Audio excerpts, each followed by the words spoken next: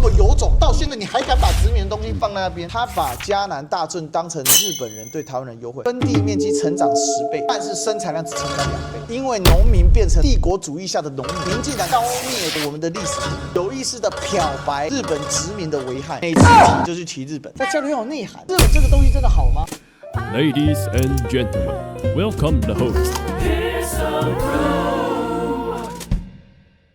如果今天我们要讲和平，在全世界大家都会追求的一件事情，健康跟快乐，作为女性视角出发，在这2位阳刚的男性之中，我担任一个大家的桥梁。是在台湾的话呢，其实日本的这个对于台湾的一些儿童，其实它一直沉在历史的下面，被探讨的很少。大部分讨论到都是义军啊、屠杀这个过程。那比如说狱警，台湾有个交8年事件，当时交8年起事者被逮捕之后，判了1000多个死刑。那后来因为国际抗议之后呢，大部分都没有判死刑。但是呢，真正可怕的不是在表面的死刑，而是在后面他对于整个交8年地区的清乡，号称8岁到80岁通杀，这里面就有很多儿童被杀害。后来我们就发现了很多百人坑、千人坑，就在今天狱警那一边。长期赖执政，最主要的他是去纪念8.1，这就让人家觉得非常的难受。甚至他讲出说对日本军国主义要饮水思源，的确我听到是毛骨悚然，全身会鸡皮疙瘩。因为我知道甲午战争之后，1895之后，台湾400多万的人口死在日本军国主义屠刀下的台湾军民有60多万，占当时的人口12%。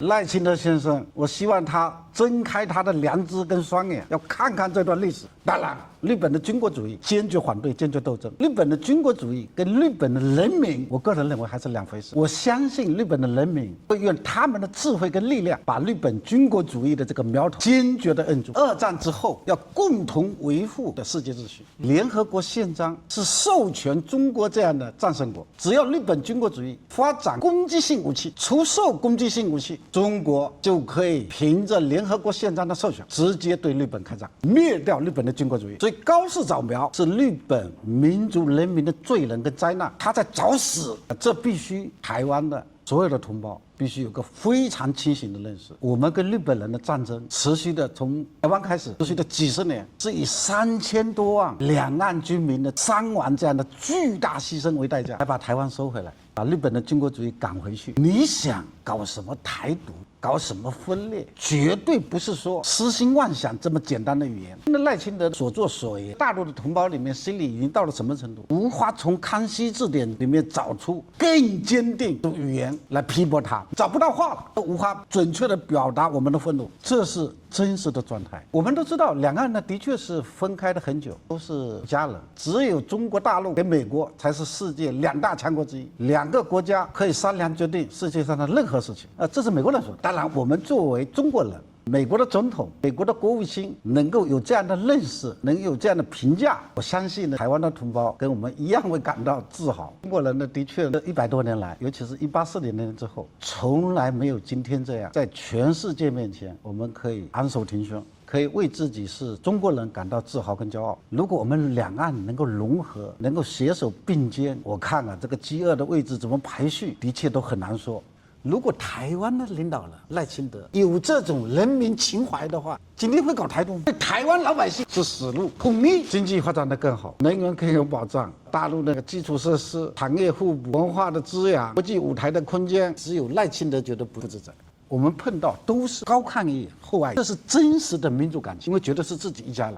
怎么能够下得手去动手什么武力？而赖清德可能就吃定了大陆14亿人的这种兄弟之情的坚守，包括总书记对台湾同胞的这种爱，用这种来挑衅要挟我们，这真的在找死。到了一定程度，14亿人同胞这种感情不是那么容易被践踏的，也不是那么容易被欺负的。赖清德要时刻儿子，你走过头了。总书记都说了，什么都可以谈，两岸互相尊重。很多理解跟不理解来自专有名词的定义，比如说什么叫独立，什么叫统一。一定是两岸有不同的想法。宣导这个专有名词的人，他用不同的意识形态去套在这个话，所以这叫话术。那当人民听到不同的话术的时候，会恐惧，就会赞同，会害怕，会觉得有各种情绪。耐心的我最不能原谅他把嘉南大圳当成日本人对台湾人优惠。嘉南大圳一通水，耕地面积成长10倍，但是生产量只成长2倍，因为农民变成农奴啊，变成帝国主义下的农奴。没有多少人知道这个事情，台湾人都不知道。我们只会去擦脂抹粉说我们在日本时代过得很快乐啊。最近有一个叫杨双子的作家写了一本昭和故事，又有女同志的这个元素，又有这个日本的祭祀元素，好像很好。在日本竟然日本时代可以吃到冰淇淋呢，你知道吗？日本时代鬼扯吃冰淇淋的，我阿公他们臭掉的番薯签啊，连番薯签都不是一般时候可以吃啊，还得逢年过节吃番薯签。妈妈偷偷从米缸里面捞出一点米，平常也吃不了米，为什么米都被征收了？看起来嘉南大圳通水之后，米塘成长很多，那为什么耕地成长10倍，结果只成长2倍产量？大家没有生产意识。种稻米很赚钱，但种糖亏死了，所以种甘蔗给会社，日本糖业株式会社种，全部低价收购，压价再压价，第3年强迫你休耕，因为日本人不要那么多化肥，不想浪费国家的力量。3年一种，农民反而更穷了。为什么国民党当时到了台湾第一件事情重新整理375减租，工地放领，农地重划？为什么要让这些耕者有其田？几乎中南部的农民啊，中农以下几乎破产完了啊。国民党来了之后，第一个接手，把这些日产变国产，就有台糖的产生。台糖就把这些地给放出来，让农民有重新种植。所以为什么在70年代以前、90年代以前都还是农民是国民党最强大的支持？因为农民感恩嘛。只是后来农民老了、死了、残了，就被阿扁这个用老农年金就收购了，那是后来的事情。这个叫做历史，忘了历史啊是非常恐怖的，因为你忘不代表别人忘。什么是历史呢？个人活动之依凭为经验，众人之经验即为历史。没了这个东西，那你怎么过活呢？那时候你转过身就说，哎呀，历史不重要，我们往前看，是没有错。我觉得往前看是一定要看的，但是忘记了历史，你怎么往前看？你都不知道你是谁，我是谁，我在哪，我来干什么？所以台湾今天为什么危险？因为日本民进党有意识的消灭整个我们的历史记忆，有意识的漂白日本殖民的危害。日本人所产的稻米谁吃？日本人吃啊！日本人产的甘蔗种了白糖谁吃？日本人吃啊！日本人砍的红块在哪里？明治神宫啊，在东京啊。在第一次去东京的时候，我看到明治神宫是台湾快木的时候，当场人傻了。老师跟我讲过说，日本人都砍台湾的快木，结果我不知道说，哇，竟然真的就这么有种，到现在你还敢把殖民的东西放在那边，不要脸脏东西。所以我讲这个实在话，就为什么我觉得今天台湾是非常危险，因为我们台湾人到现在还有一群人，他觉得说，原来日本殖民好美啊，中国人好落后啊，睁开眼睛看一看世界吧。大家好，这里是历史哥离休，历史哥7周年台庆见面会在7月4号礼拜六下午5点45入场，晚上8点半开始，一年一度就等你来相见。我们这一次特别要送给前100位报名的同学7周年限定版饮料纪念背带，只要刷我们的官方 LINE@ 也可以加入我们的微信。如果相关资讯你找不到，也可以到历史哥的脸书或各大社群找到报名方案。7周年台庆见面会就等你来了。两岸交流最重要，台湾跟大陆交流，那要学什么？因为我们常讲交流嘛，交流是个动作，但交流要有内涵啊，内涵是一直没有人讲出来的。台湾人应该去理解大陆，但是要理解什么？因为台湾过去啊，会觉得说没有经历过文革等等政治事件，好像保留了很多中华这种，包含最近很夯的马英九嘛。马英九在做领导人的时候呢，我那时候刚好在读书，我是写硕论，我就写海外华侨史。他们在美国就推一个叫做具台湾特色之中华文化，强调正体制啊，因为台湾有中华文化的正统，跟大陆来做这个文化的竞争，我觉得这很好。两岸就是要做这种文化的竞争，这样子大家竞相的对中华正统文化来做思考。可是台湾后来没有搞起来，台湾的文化的内涵近年来尤其受到了民进党在台独史纲、台独课纲、台独论述的方式受到很大的偏差，我们已经忘记我们好的东西了。每次提就是提日本，但日本这个东西真的好吗？赖清德还说过，一台一家亲，日本殖民台湾是为了建设大东亚共荣圈。日本到台湾之后，对台湾人民、国民党还要好。我们听到这些话，我刚才已经说过了，我无法从康熙字典中找到合适的字，这就是最大的问题。日本人在台湾是属于殖民，殖民什么意思？所有殖民地的人力物力都是日本人榨取的对象，所以台湾人像畜生一样，真的是牲畜。为什么？嘉南大圳通水之后，台湾农民的破产力显著上升，台湾农民的受教率比起台湾的都市地区显著低，因为孩子8岁10岁帮忙挑水啊、种田，根本读不了书啊。我自己的阿嬷读书，她是因为家庭是比较好，多数的人根本上不了学。嘉南大圳完工之后呢，日本人拿着钱出来，他还要你这些农民去摊销，而这个东西呢，就是台湾人根本不知道，而他还在美化这样的一个历史，所以他去拜这个八田乙一嘛，把八田乙一当成神在拜，非常非常荒谬。他现在天天在犯罪，挑战10几亿人的底线，挥霍台湾的核心的几代人的积累啊！买那些破铜烂铁干什么？这是第一个问题。第二个，如果挑衅到无法忍受的程度，大陆凭着今天的技术跟实力，所有的力量也是针对台独分子，不会伤害老百姓。它就是一种站在国家高度的执法行为，该斩首斩首，该抓捕抓捕。我相信，这是我个人的判断，中国大陆今天绝对有这样的实力跟底气。这个是台独少数极端分子必须清醒看到的，不能无底线挑衅。他们已经走得很远了。我不懂政治，也不是两岸问题的专家，我完全站在大陆私人企业主经常在一起聊天所发出内心深处的想法。我们也没有政治任务，也没有组织告诉我们说要跟任何人交流这些思想。我们真的作为大陆的同胞看不下去，你赖清德台独分子太欺负人了。你不能因为大陆台湾同胞的兄弟之情，用这个东西不断的来敲打我们14亿人的感情啊！希望台湾了解大陆普通老百姓对两岸问题的看法，最低的容忍程度，首先不能容忍勾结第三方势力，希望大陆重新衰落，这已经远离了制度之争、价值观之争，这不是这个问题。我们两岸的同胞，我们可以有意见，见面甚至可以不说话，也可以兄弟之间也可以互相不往来，因为有意见嘛。但是不能勾结第三方势力，想置另外一个来阻止他。大陆的军事演习、围岛军事演习破坏了两岸和平，这个我们也听不下去。因为每一次的军事演习都是你赖清德无底线的挑衅逼的。那大陆不做怎么办？没有别的选择。你都说到要对日本军国主义饮水思源了，中华民族的血性在哪里？中央政府是非常讲诚信的，一诺千金。我再给大家举个例子啊，1914年2月19日，我们的总书记亲自在澳门大学给学生上了历史文化的公开课。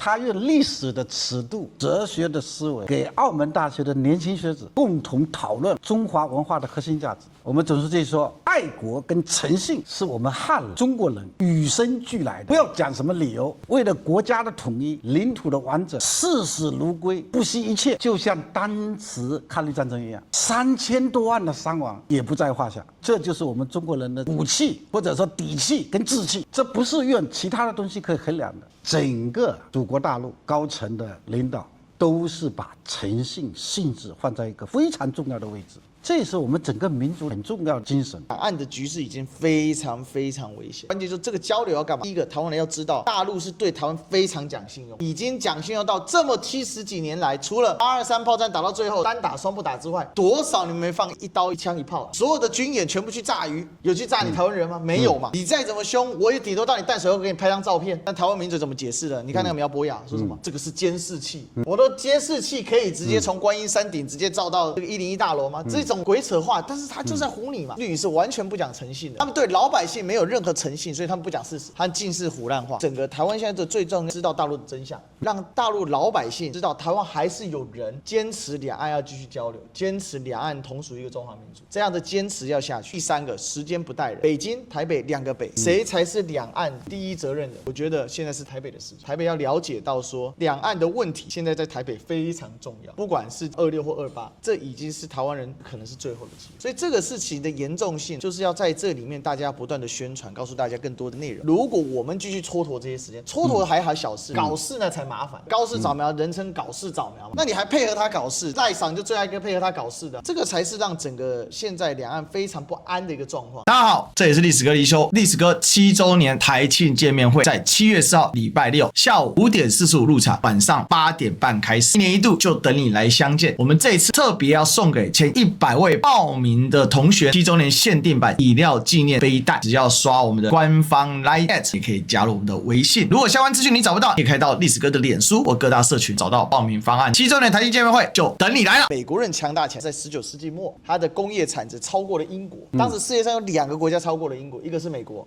一个是德国。不管怎么样呢，美国就逐步走到了世界的最前沿，因为工业还是一个国家最原始、最强大的力量。也许霸权不是最好的制度，中国人搞天朝、搞朝贡制度，中梵关系才是最好的制度。实际上承认你的大小之别嘛，谁大谁小。但是呢，越过这个大小事实承认，反而能够很真实的去处理状况。因为中国人是个很务实的民族，什么东西都可以通过非常实际的来交流。而美国虽然叫霸权，看起来大家都平等，可是花了一大堆力气去干涉你的选举。这些小国根本没办法按照他实际利益去选出他真正意义上对国家有利的领导人。结果就是整个体系变成依赖美国。当这道平等景的时候玩不转了，现在是付出太多成本在武力之上，在军事之上，但是经济收益很有限，它没有办法很好融合，而且呢，很多人会反抗美国。全球变化之下，中国的制度跟美国的制度，以前中国借鉴美国，但是现在美国的很多华人博士就回来了。重点就在于说，这个竞争当中制度的优势逐步被重视到，连美国人都开始重视，台湾人更该看到这个事情。今天大陆为什么会成功？它在制度上的优势是什么？就大陆为什么能够长期的政策稳定不变？人民币虽然在 SWIFT 系统里面，它占的这个交易的比分大概只有3%，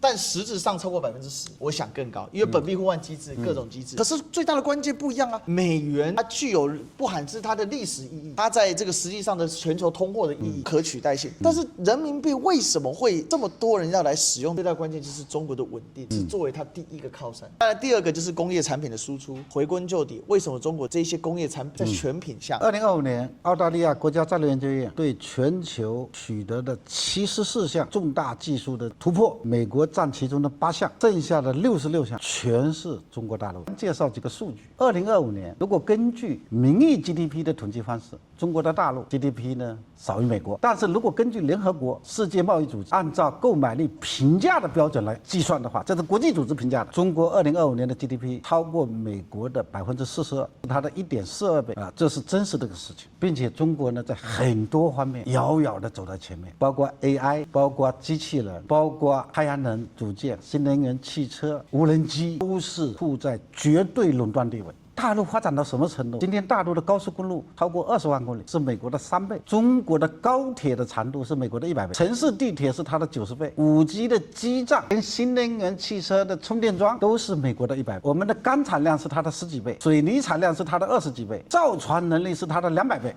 今天的中国人的确可以站在实力的地位跟世界的任何民族对话。当然，这是我们民间的说法。我们的领导从来呢都是非常谦虚的，都是非常真诚面对世界所有的大小国家，所有的小国家来都是宾至如归，14亿人的这种真诚体现得淋漓尽致。这是我们中华民族的一种美德。英国的金融品牌啊，每年呢对全球还有个世界银行组织对全球的营商环境进行评估，其中有个法治环境，因为很多西方以前都认为呢，大陆的法治环境不好。2025年，世界银行评选所有全世界的主要城市司法环境，上海的法院跟北京的法院公正性、认可度排全世界第1、第2，超过纽约、芝加哥、伦敦、新加坡、东京、巴黎。看到这个东西，我都不相信啊！我真的不相信。我就请教搞法律的工作者，怎么来的？他说这是世界银行跟英国、美国人主导每年做的例行工作，所有的指标真的，我们大陆在法治环境的建设方面，由于总书记12年之后年年抓、天天抓，毫不放松，的确抓出了一个非要性的一个跨越。大陆为什么会成功？制度为什么会成功？制度有个出发点，出发点在哪里？还得回到人民的思维。中美之间的决赛阶段是决战，但是今天为止，中国每天的 token 的下载量已经超过140万亿次，我们的成本只有美国的1/8，每天的 token 的下载量已经美国的4倍，境外的引用量是美国的3倍。中国的算力中心生产 token， 通过网络大模型输到全世界各地，实现了中国的电力出口，也是智力的出口，颠覆性的自信智力也是一个根本的一个思想。第3个，守正创新，总书记特别强调1国2制，1国就是守正，2制就是创新。第4点，问题导向，发现问题，解决问题，问题导向。第5个，系统思维，系统思维很重要，是底线思维，当然还有历史思维、群众思维、辩证思维、大局思维，但是底线思维。第6个就宣怀天下，中国不管多么强盛，走和平道路，全人类命运共同体。他提出整个世界一带一路，很多他是站在未来看今天，站在外部看内部，站在全局看局部，站在对手看自己。为了这个国家，为了这个民族，他是竭尽所能，呕心沥血，废寝忘食，一切为民，包括对台湾同胞的情。这个大陆的影响非常的深刻，而且因为到澳门从99年回归之后到现在，能够高速的成长，北京中央给予澳门很大的发展自主的空间。澳门呢变成一个兼容并蓄的地方，比如说像会长是来自福建，也是我们福建老乡，台湾人都是福建来的嘛。可是呢，来这里有很多不一样的人，在这边共同打造了一快乐的乐园，以澳门为一个支点，来澳门我们来谈这个两岸交流。因为我们应该要让更多人知道，到底来到澳门做这个交流的意义是什么，要把更多真实的情况带回去。这个时代，中华儿女的伟大时代，如果把台湾2300万同胞不融合在一起，让这更多的身边人更公开、公正、公平、客观、全面、深入的一种对大陆的了解，包括对大陆同胞的情感的了解。相信现在在台湾也是辛苦的，我觉得也许在大陆也是，人家也说很卷，可是真的是两岸人民可以一起携手，因为我们真的有很好、很棒的资源。地球现在已经是个村，所以当我们都能够欣赏彼此的美好，把彼此的优点加在一起，我们真的是无比强大。我也很希望能够看到我们接下来的发展是能够携手回归一个大家庭，能够把华人、把中华文化的骄傲传播到全世界。